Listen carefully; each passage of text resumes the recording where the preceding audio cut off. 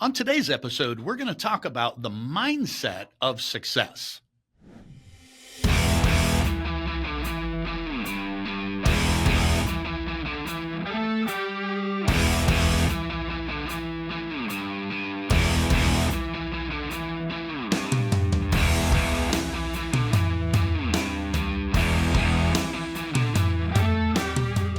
My podcast was designed to help new and seasoned investors and entrepreneurs break free from financial confusion by sharing real world investing and business strategies they could use to build lasting wealth and freedom.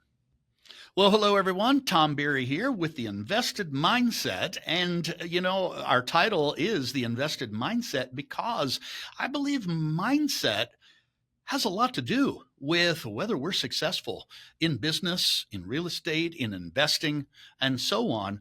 So we're going to talk a little bit about building a success mindset. What does that look like?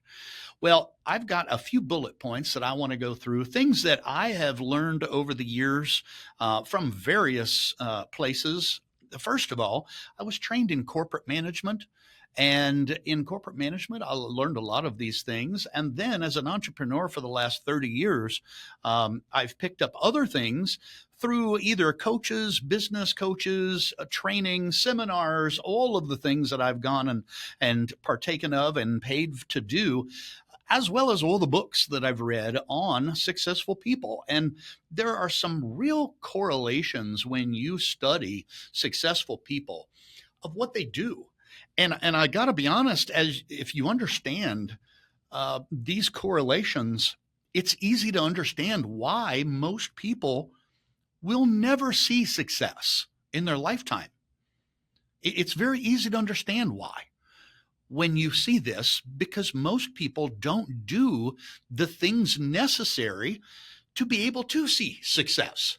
Look, if you get the same results over and over and over, insanity has been best described as repeatedly doing the same thing, yet expecting different results. And I think most of us do the same thing that all of our friends and all of our family does. And if those things have not led to success for those folks, why would we think it would lead to success for us? And I think that's the way I want to lay the groundwork for today's talk. So I've got 4 bullet points I'm going to go through, and we'll go down the rabbit hole on a few of them because I think they're that important that they bear a little more explanation and a little more conversation. But the first one that I'm going to start with is optimism. Now, I've always said that entrepreneurs are the most optimistic subgroup of people probably on the planet. There probably is no group of people that are more optimistic than entrepreneurs. Now, why do I say that? Well, if you think about what entrepreneurs do, they take massive amounts of risk. They put their money at risk. They put their time at risk. And we all know the numbers, right? We've all heard over the last, decade after decade after decade that 80% of all small businesses, 80% of all new businesses fail in a certain timeline, right? Now, it used to be, it was they would fail in 2 years or fail in 3 years. But I don't know what the current number is, but I think we could all agree, most businesses will fail. More will fail than will succeed. Yet the entrepreneur still goes through it. They still do it, and they do it thinking, that's not going to happen to me. I'm not going to be in that 80%. I'm going to be in the 20% that succeed. And if you think about that, that is highly optimistic because the math does not bear that out. Right? The math says, no, you got a 20% chance of success. And if every entrepreneur believed the math and believed that their chance of success was literally only 20%, most would never endeavor into it. They would never actually even attempt or try to do anything. But yet here we are. People start new businesses every day. People start investments every day. People take their hard-earned money and put it into investments every day. All those things happen, which means optimism is one of the key ingredients, and it's a huge key ingredient to building a mindset of success. Now, when I talk about optimism, and especially if I'm talking to a pessimist, because every pessimist I've ever known, when you challenge their optimism versus pessimism, they will always tell you, I'm not a pessimist, I'm just a realist, which is the favorite line of every pessimist I've ever met. And it's not true. Realism and pessimism have nothing in common. So it's very easy to distinguish between those two. Now, I am a realist. I am also an optimist, and you can be both. You can also be a realist and be a pessimist simultaneously. Let me explain how. The realist is going to take a look at all the pitfalls and take a look at all the things that could go wrong with this investment or this new business or this new product line or this new department that they're going to open. The realist is going to look at all of the risk, and they're going to look at all the pitfalls. And at the end of the day, they're going to say, I can live with those risks. Let's move forward. You can be a realist and an optimist at the same time. I can acknowledge with my wife or my partner or my investors the risks of any potential business or piece of real estate or loan or whatever it is that I might be doing. I can acknowledge all those risks and still be optimistic and say, these are the risks. However, because of this, and this, I think we have a way better chance than 50-50 of this thing working out. And this is why. Now, conversely, you can be a realist and be a pessimist. You can take a look at all the pitfalls, and you can always look at those pitfalls and say, oh, there's too much risk here. I can't possibly, no way. I'm not doing this. No way. And that is the difference between the pessimist and the optimist.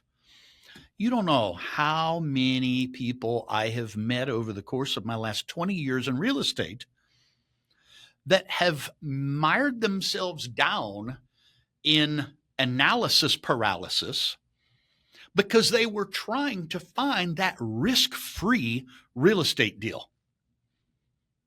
Well, good luck. Good luck with that. It's called investing for a reason. It's not called saving. If you want risk-free, go to the bank and you'll get an FDIC guarantee, okay? But in business and in real estate and in investing, there is no such thing. You don't get a guarantee when you buy a stock. You don't get a guarantee when you do a private transaction or a private loan. You don't get a guarantee when you buy a piece of real estate. So if you're looking for risk-free, go buy a CD and get that government guarantee from FDIC, right? So the entrepreneur must be optimistic. They must also be a realist. We have to, if we're going to be successful, we have to look at every angle of that transaction, every angle of that deal. And if we're not qualified to look at every angle, we need to bring somebody in that is, so that we can acknowledge all the risk. We can acknowledge all the pitfalls of that transaction. And then once we have acknowledged it, we need to be able to take a little risk, as long as it's small, and move forward. Otherwise, we get mired down in analysis paralysis and we never do anything. I don't know how many guys I've met over the years that I ask, what do you do? Oh, I'm a real estate investor. Oh, really? How long have you been doing that? Well, I've been looking for a deal for a couple of years now. You've been what? You've been looking for something for a couple of years? Wow. Okay, first of all, you're not a real estate investor. You would like to be. Somewhere in your mind, you would like to be a real estate investor. However, somewhere else in your mind won't allow you, because it means you've got to take a little risk and you've got to be optimistic about that outcome. Now, the second bullet point that I would hit on in having a mindset of success, my wife and I have a rule. We don't do negativity or drama. Period. End of story. Does not matter who, does not matter how. We do not do negativity and we do not do drama. And we look at them as one and the same. I remember my ex-brother-in-law. He was one of the most negative guys. He never, ever had a day that just he enjoyed. I think he just always had a downer attitude. And, I don't know if it was a point in life, whether he had tough things going on that he couldn't deal with or what, but I couldn't deal with it. I just could not handle it. And, we were talking on the phone one day and he was just being negative Nancy again, blah, blah, blah. And I just said, I can't do negativity. And I know this is going to sound cold-hearted. I know you're not going to like this, but I can't talk to you anymore. I just can't.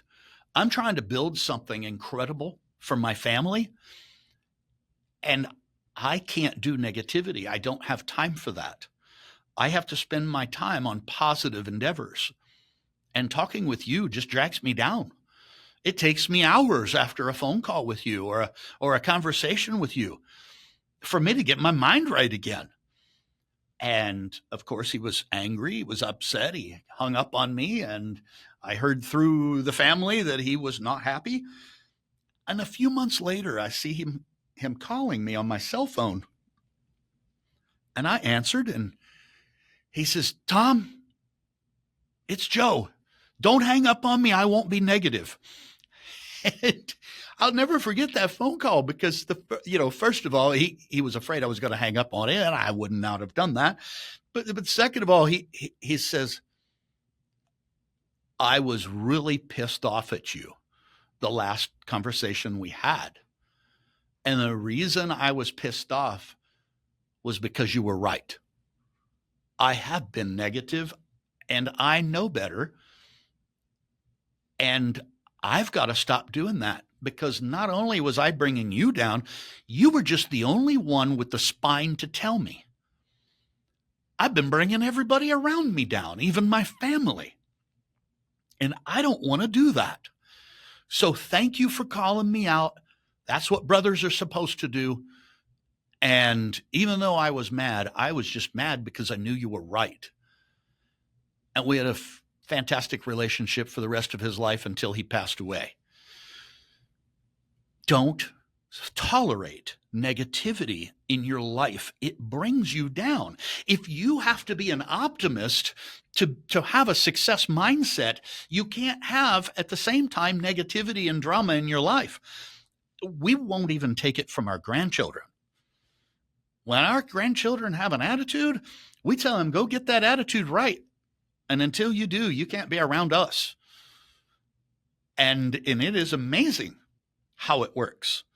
Okay, because they do want to have fun with Grandpa and Mimi, right? So if you cut off that fun and you say, nope, not until you get a better attitude, can't be around you. No, we don't do that. And it's amazing how quickly they can snap right out of that attitude. It's not just that we're trying to teach them to be positive, which we are. It's that you cannot have negativity and optimism simultaneously. They're at odds with each other. You can only have one or the other. And the more negativity you have and the more drama you have in your life, the less optimistic you can be about your future. Now, going back to optimism, why is this so important? Tom, why are you beating on this optimism thing? I heard years ago, and I can't tell you who said it. I was at a training of some sort, and the lady that was doing the training, she was trying to, get across to us the benefits of being optimistic. And she said, "Look, from where you're going, I'm sorry, from where you are to where you're going, you're going to have to go through a valley of crap. You just are. It's look, if it were easy, everybody would do it. If it were easy to have the lifestyle that I have today, I promise you everybody would have done it. It's not easy." And I said that on my very first podcast. I'll say it on multiple more. It's not easy. It's just worth it. It is 100% worth it. But I'm telling you, to be successful, you're going to have to go through a valley of crap. And if you want to get through a valley of crap and get to the mountain on the other side where it's beautiful, what do you want to focus on? Do you want to focus on where you are, or do you want to focus on where you're going? And that really stuck with me. I probably heard that 25 years ago, and that has stuck with me ever since. And I promise you, I never dwell on where I am. I live in the future. I live in where things are going to be. I live where things are amazing. Now, my life isn't too doggone bad right now, but I still don't dwell on what it is today. I dwell on how much better it's going to be in the future. That's optimism.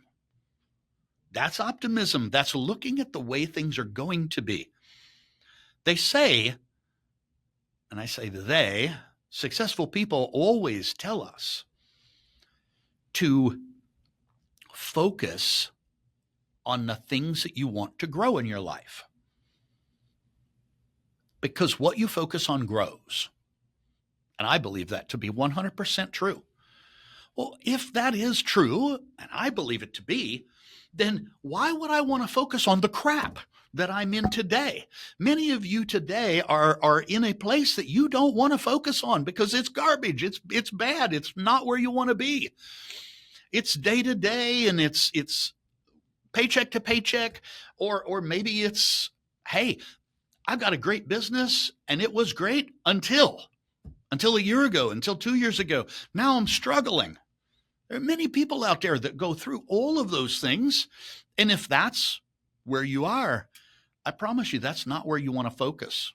You want to focus on how things are going to be, because that's what's going to grow in your life, the things you focus on. I want to focus on crap. I'm going to grow more crap. I want to focus on the greatness that I'm going to be able to partake of. That's what's going to grow. So optimism and no negativity and no drama, they really run together. They're kind of one and the same thing. Another thing that I've heard over and over, and I believe it to be true, is successful people talk about ideas and strategies. Non-successful people talk about other people. And think about that for a minute.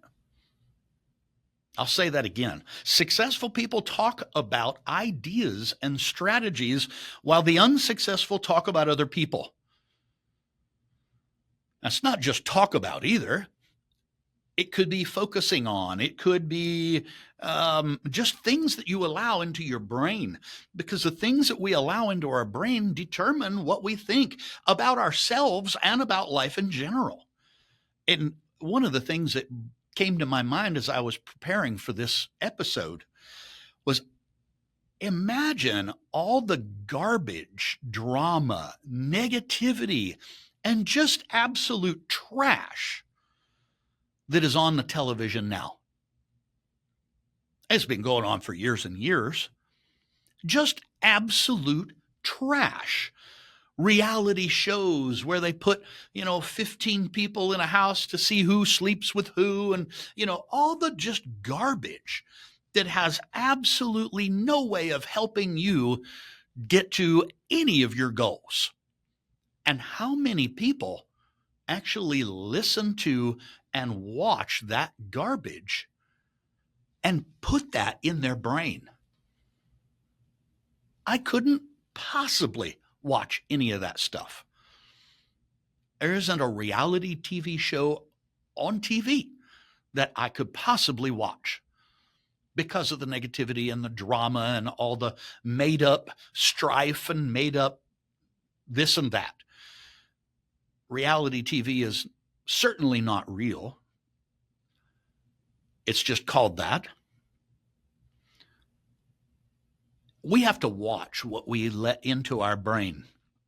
We have to watch that we don't let negativity, that we don't let drama, that we don't let any of that stuff get into our brain, because it seeps into our subconscious. And our subconscious is what tells us about us, not our conscious mind.